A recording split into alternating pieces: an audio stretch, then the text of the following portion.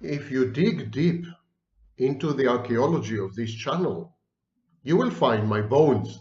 No, you will find videos about the narcissist as the leader of a cult. An intimate relationship with the narcissist is a cult. It's a private religion where he is godlike and you are his worshipper. And exactly like in a religion, there are rituals, there are routines, and above all, there are traditions. You are the narcissist emerging tradition.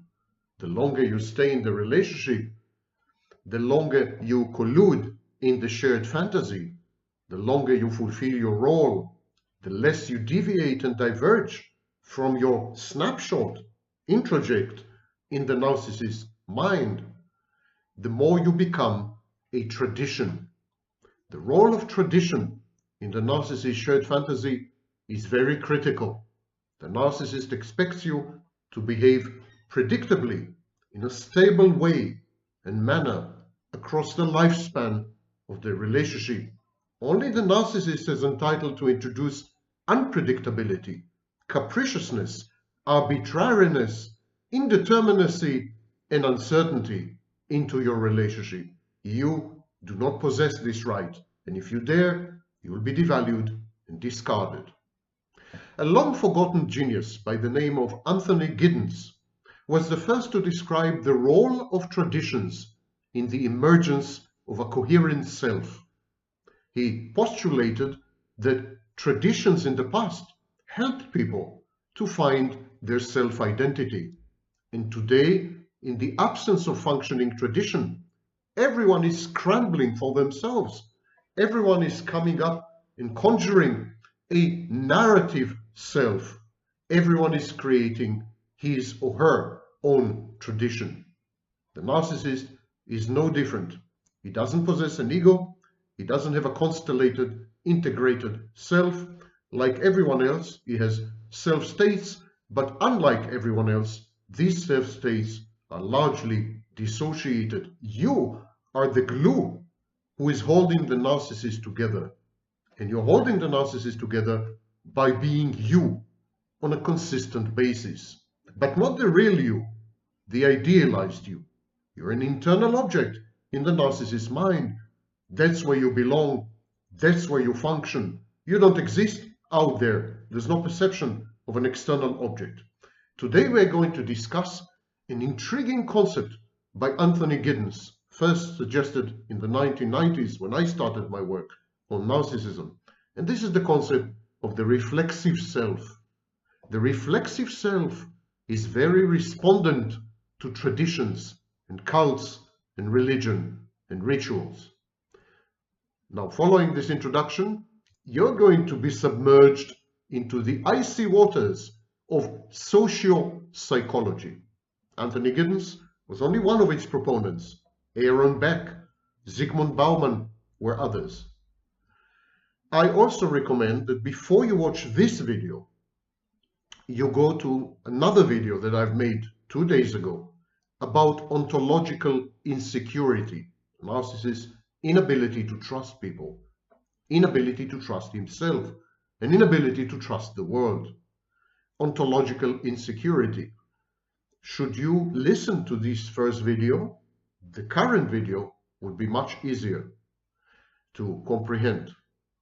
So I wish you the best. Some of you will survive this video, rest assured, and those who don't, what can I say? Viewers are like buses, they come and go.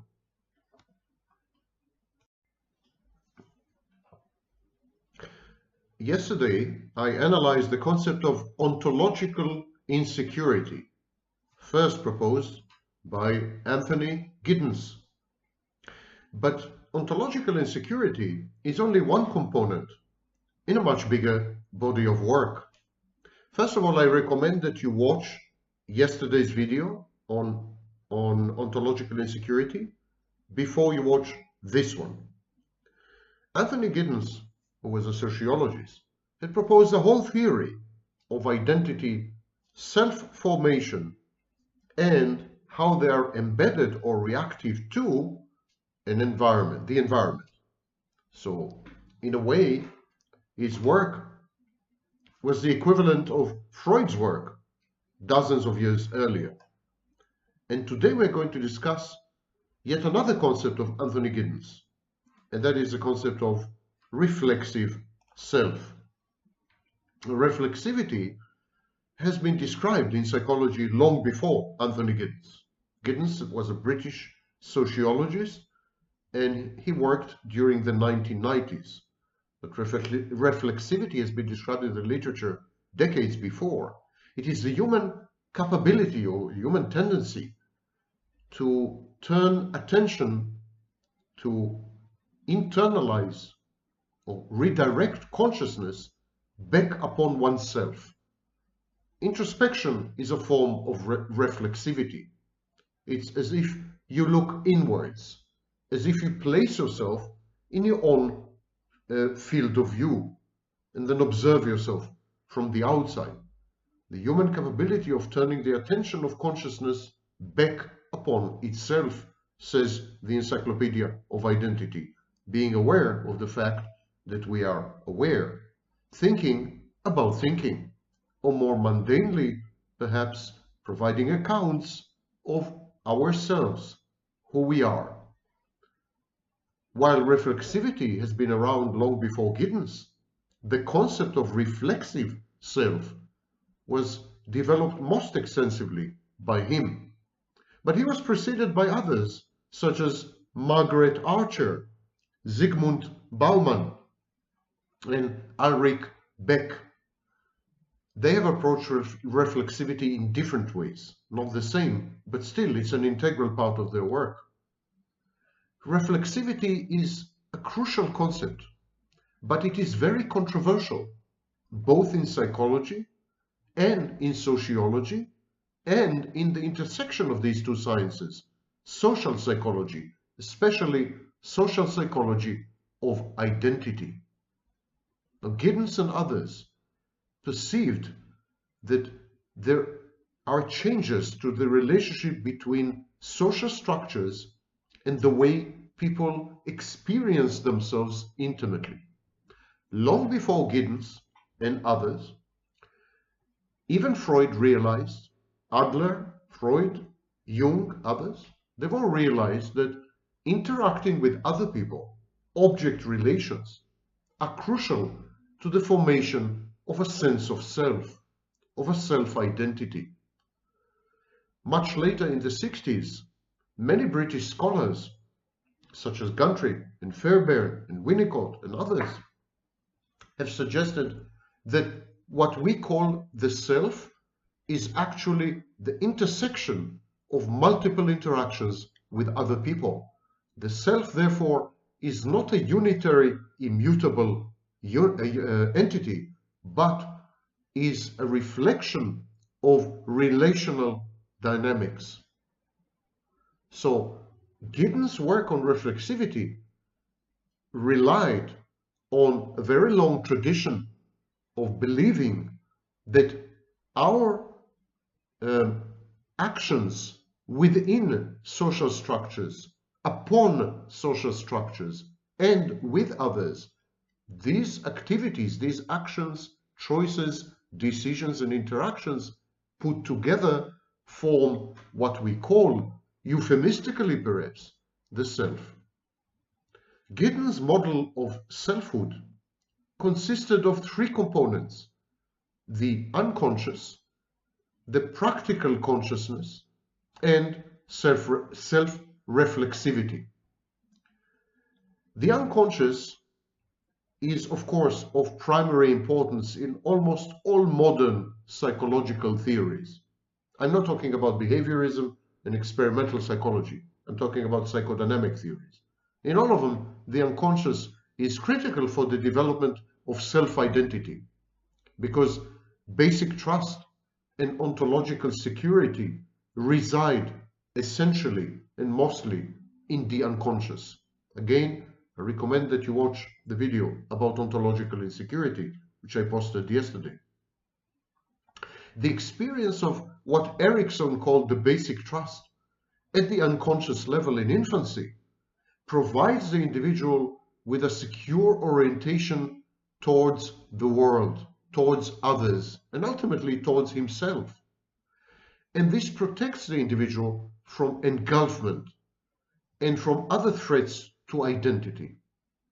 So the sequence is basic trust in infancy with a mother who provides a secure base, and then ontological security, and then a sense of secure attachment and self-identity which protect the individual against risks to identity such as engulfment. Borderline, for example, doesn't have this, so she has engulfment anxiety. The narcissist doesn't have any of this. He doesn't have basic trust. He doesn't have ontological security. So the narcissist has impaired reality testing and is unable to interact with the external world. He's totally immersed in his mind, where he's on a constant quest to interact with and dialogue with internal objects, very indistinguishable from psychosis and the psychotic hyper-reflexivity. Still, all of us, narcissists, borderlines, healthy people, even psychotics, we are faced with reality. We are faced with ontology. There are demands associated with being and demands associated with existence and the exigencies and vagaries of day-to-day life. We call these ontological demands. There are ontological demands, for example, for relative order, structure, constancy. Everyday life, starting in infancy, must be structured somehow. Even if we impose imaginary and fantastic order, patterns, and structures, a phenomenon known as pareidolia, even if we do this because it enhances our ontological security and reduces our anxiety. When this process fails or is disrupted, when the infant is unable to feel secure or safe, to predict behaviors and actions by others, and to make sense of the world around him, when this process fails at infancy, then there is a problem with unconscious trust. The ability to go on in everyday life without being overwhelmed by uncertainty and anxiety is lodged at the level of practical consciousness, but its roots are in the unconscious, where trust, regularity, predictability, law and order, structure, they give rise to ontological security. And so, practical consciousness, this ability to function without being overwhelmed or dysregulated or anxious, relies on a stock of learned knowledge that had become automatic, second nature, taken for granted, but nonetheless potentially available to reflexive scrutiny. In Giddens' work, practical consciousness answers or responds to existential questions, questions about doing, questions about becoming, questions about being in everyday life. Practical consciousness prevents us from having to contemplate, analyze, think about everything we have to do.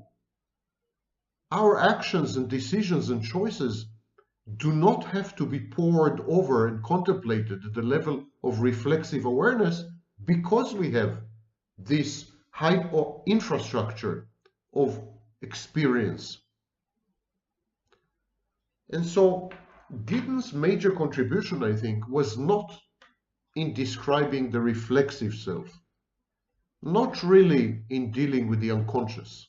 There have been previous thinkers who have made similar contributions to the literature. Giddens, I think, main departure from accepted wisdom was that he embedded the emergence of the self and the functioning of our identity in day-to-day life.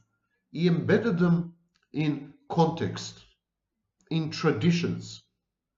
He believed that the social environment, society, helps us to consecrate trust in the coherence of everyday life. He believes that symbols around us provide answers to existential questions that underline experience. In other words, he did not believe in the separateness of the individual, divided. He didn't believe in this.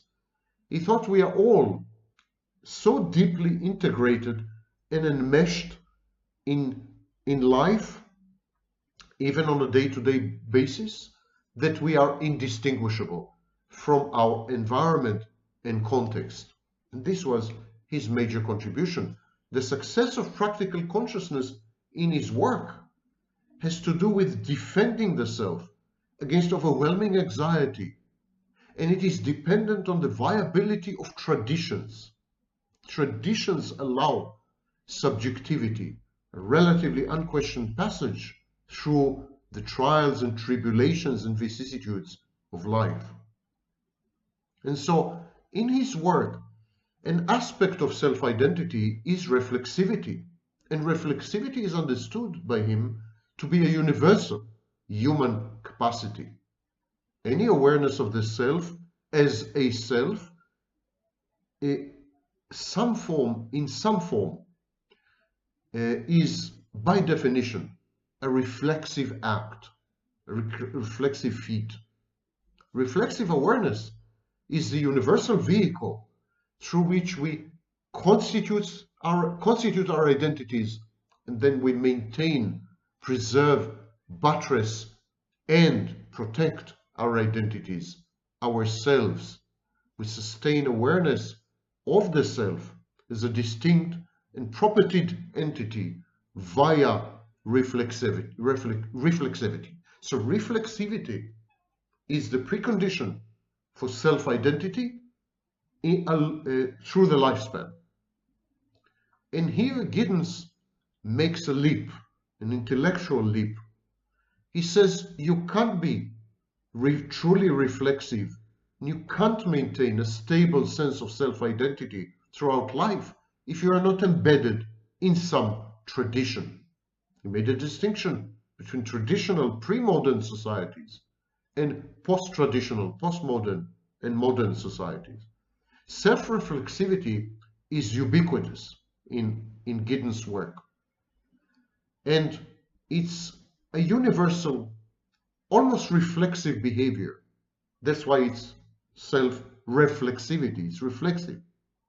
But his conceptualization of reflexivity is novel because it presents a claim that it is only in post-traditional societies that the self becomes genuinely a reflexive project.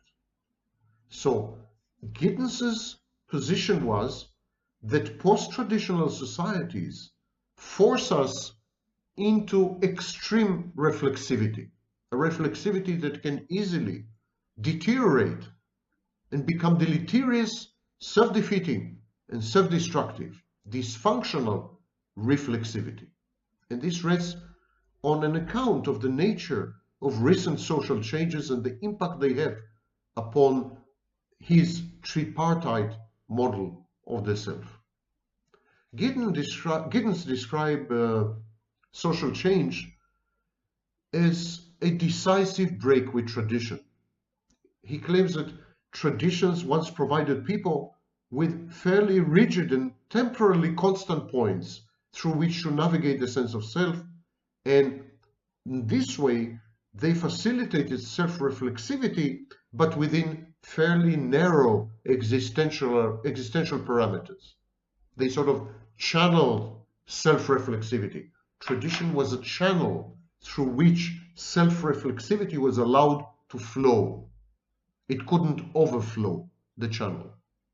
It was narrow. It was much of what might be questioned was effectively answered by the givens of tradition, by the pillars of tradition. Tradition told you these are the questions you can ask about yourself, about others, about the world. And these questions are taboo. They're out of bounds and boundaries. They should never be asked. Christopher Bollas, who was a British psychoanalyst, described something he called the unthought known. It's something you know, probably in your unconscious, but never expresses itself as a thought cognitively, and yet it affects behavior. The unthought known is closely aligned with Giddens' perception of postmodern self-reflexivity.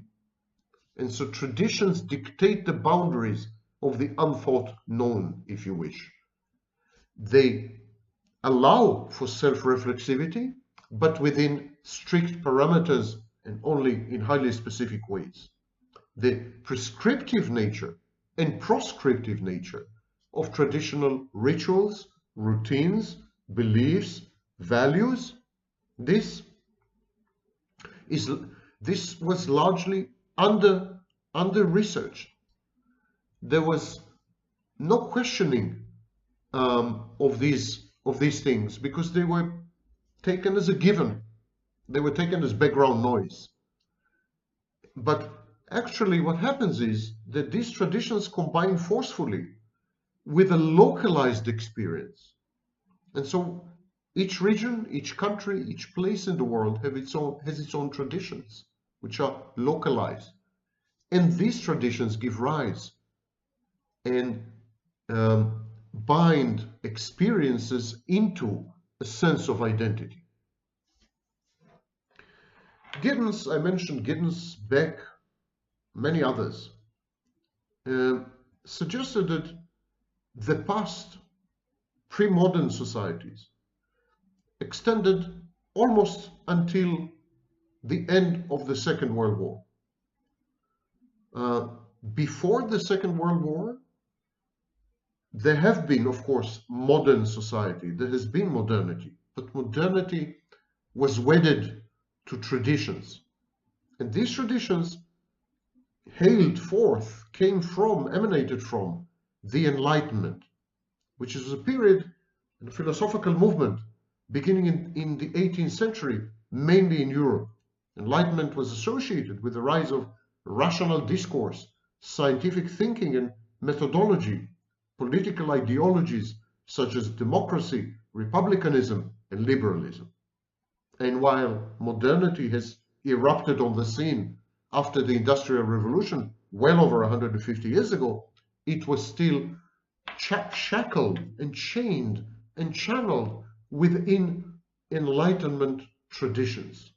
And so self-reflexivity, again, was very restricted and limited. Modernist identities were prescribed and proscribed by traditional institutions. Consider, for example, nationality, class, empire, family, sexuality, intimacy, relationships. These are all traditions, and they all emanate from more or less the 18th and 19th century. Even concepts such as childhood and adolescence are relatively new. The Enlightenment was premised on radical doubt, and yet this radical doubt became a tradition. The institutions founded on skepticism served to structure people's identities in relatively unquestioned ways. You're allowed to doubt everything except doubt itself. And of course there have been families before the Enlightenment, but modern families and later nuclear families and later single-parent families, they are organizing principles which emanate from these traditions. So functioning was connected or related intimately to tradition in traditional societies and pre-modern and modern societies up to the Second World War. And functioning allowed for a limited scope scope of self-reflexivity, but limited. And so then after the Second World War, there's been a future shock, numerous social changes, and they have propelled our individual experience of ourselves out of the orbit of tradition. The tradition now is to challenge traditions, to undermine traditions, to replace traditions with deconstructed uncertainties. This has a tremendous impact on our ability to reflect on ourselves and via this self-reflexivity form stable lifelong identities. According to Giddens and others, there's no such thing as self or identity without context, and there's no such thing as context without traditions. Factors associated with the late 20th century and early 21st century contribute to this fuzziness, blurriness, and instability of a sense of self or a sense of identity. Consider, for example, globalization, rapid technological change, communication, social media, travel, finance, traffic. There's a traffic of humans and human activity. And this constant friction between competing histories, competing experiences, competing laws, incompatible traditions. For tradition to shape identity, it needs to be consciously understood as tradition, accepted as tradition, and succumbed to as a tradition. But when you're in a globalized world with increasing exposure to other people who come from other cultures and other societies with their ideas, their behaviors, their collective ways of doing things, this works against understanding anything as a tradition. And the consequence of this dynamism of social change, the consequences are that we are afloat, we are adrift. The institutions through which social relations were organized and defined are no longer static. There are no unifying external criteria. And what had replaced stability is a constant, chronic, reflexive approach to both knowledge and to practice, and to yourself, and to others. This constant reflexivity, self-reflexivity and other reflexivity, that can never be switched off, that is a kind of background process. This has a profound impact on the structure of the self. This collapse in traditionality, this change as the constant, this has destroyed our ability to form selves. And the upshot of this is the extension of reflexivity at the level of self-identity, but without any discernible success. In such a world, we find it increasingly difficult to build our life stories according to the taken for granted knowledge stocks of practical consciousness previously provided by traditions. Narratives were dictated by traditions, and the self is a narrative. Instead, we develop our own narratives, and our accounting for ourselves is marked by a pervasive reflexivity, says the Encyclopedia of Identity. Now, there have been many theories, and there have been consequently many arguments, and there are substantial differences in how we deal and how we conceptualize this explosion or extension of reflexivity. And what is the subjective experience? How do we subjectively experience this constant reimagining of ourselves, this constant observation of ourselves in our field of view?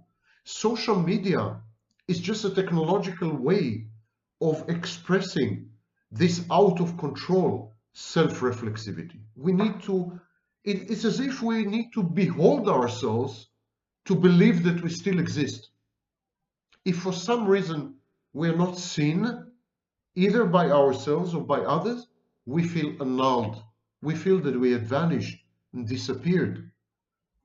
And this extension and the implications of this extension of reflexivity are unfolding as we speak. But there is a general consensus that individual identities are increasingly marked by malignant, cancerous self-reflexivity at the expense of taken for granted knowledge and traditions. And so ontological security, the basic security about conditions, routines, circumstances of life, one's own existence as a separate self, ontological security is ever diminishing, and it's a serious risk. And so there is a tendency to view the situation as a dilemma for the self. On the one hand, the fact that your self is in flux, that it is not stable, that it is flexible and reactive, it is experienced sometimes as a sense of liberation, a sense of empowerment and mastery, of being able or even being required to have more choice in the way that we fashion our relations to others, developing our own autobiographical trajectory.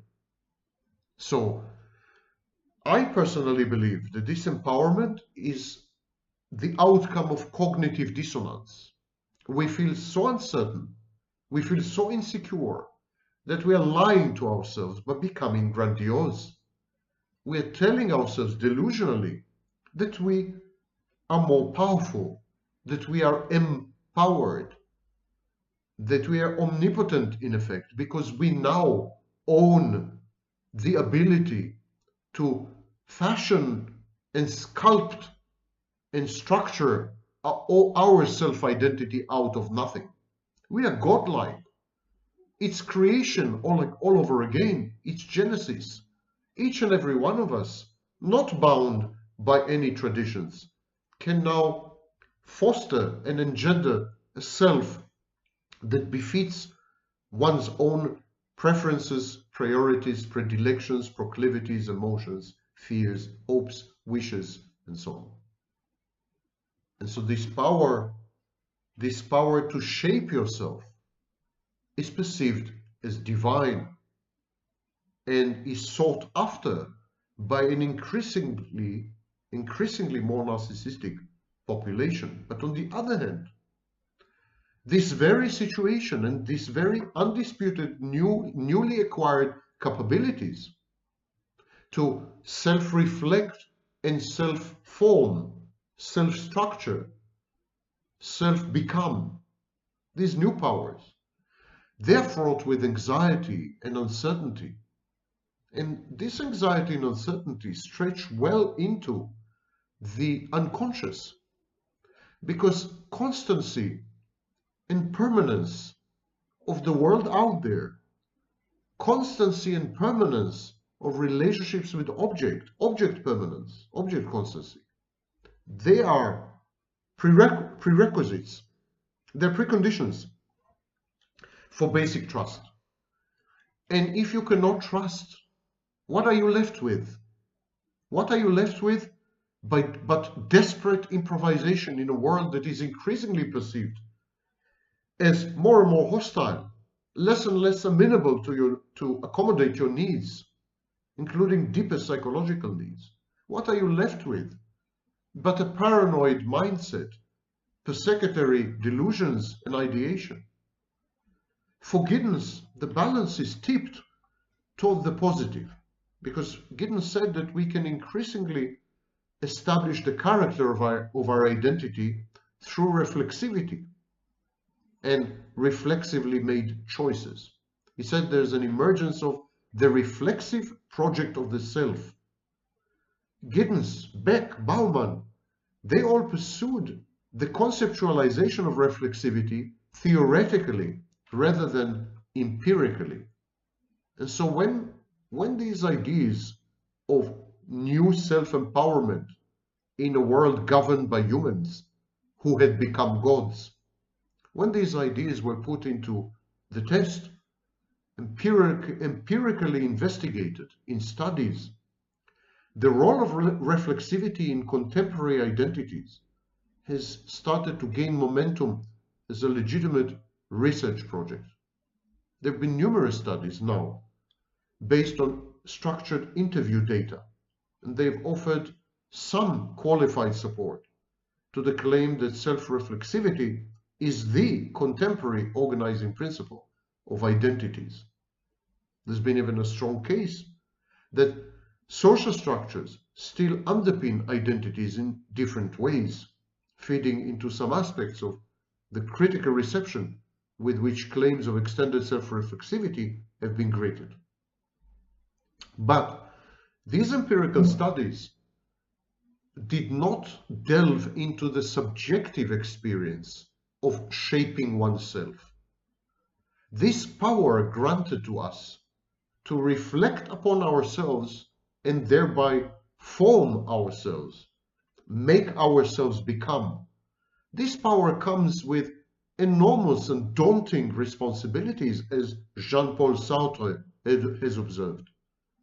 We now have the power of the gods to choose and to decide, and with it come all the anguish of the gods over such power. Power has a price. The criticism of the conceptualization of heightened self-reflexivity stems from concerns about the ideology behind Giddens's theory and work. There's an apparent neglect of the contextualized, specific and situated nature of the construction and maintenance of identity. There are ways in which the reflexive capacity or capacities of identity are always already physically embodied. They become habitus, kind of, and at the same time socially embedded. So this encourages a re-emphasis on the cultural, the material, and the affective parameters of identity formation.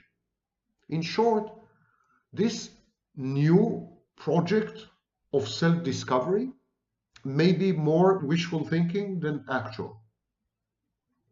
When we assign increased perspicuity to contemporary reflexive selves, there is a danger of losing sight of the ways in which reflexivity emerges from a complex interface of socially and culturally stratified, classed contexts, dynamic interpersonal relations, and psychodynamics. We can't simplify the whole thing and say, if we reflect on ourselves, we thereby become ourselves.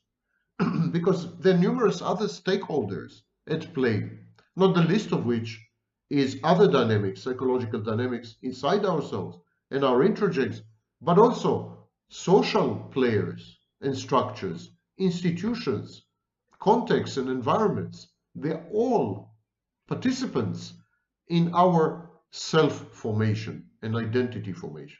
These contexts shape not only the way choices become reflexively known and acted upon, but also the forms of reflexivity through which the self engages with and is constituted through social reality.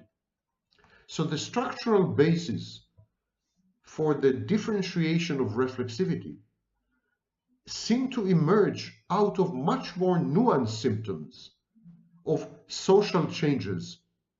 And this claim that a single thing underlies the universal extension of the self, this is at the very least counterfactual.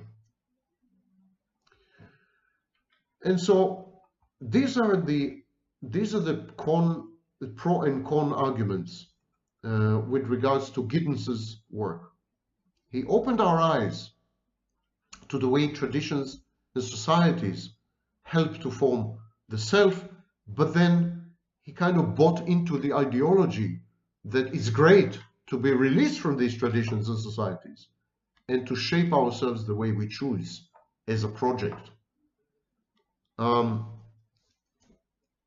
Individuals are embedded, and their heightened reflexivity is a reaction to changes in the environment. And structures and institutions and others, and our own psychodynamics, determine who we ultimately become. The end result is to say that extended reflexivity relies on excessively voluntarist notion of the individual agent, when actually it's a myth, it's fiction. Despite all this, the concept of reflexivity is central in the new debates on the relationships between structure and agency in social theories of identity. The structures which are out there, they're strong, they're almost immutable, and there's the agency of the individual. It is the interplay between these two that helps to form identity. Social changes affect us and affect interrelationships of psychological and social dynamics. And this is Giddens's main contribution. The empirical evidence is, to use a British understatement, qualified. And the criticism is strong and convincing. The universal applicability of the notion of heightened reflexivity in response to social change is an oversimplification, as it is presented by Giddens. But there is a great deal of potential in his work, because he was the one who traced the pathways, the trajectories of reflexivity as it confronts traditional props of identity. As a phenomenon, the positive transformative power of hyperreflexivity, however elusive or even delusional, can be welcomed, because even as a construct, even as a concept, even as a delusion, even as a fantasy, it can and does affect the formation of our identities and ourselves if we adhere to this organizing principle. And so, to think about ourselves, to consider our lives, to contemplate every dimension of us, alone, individually, and in conjunction with others, is the best and surest ways to form an identity which would reduce our anxiety and make us more ego-consonant, ego-syntonic.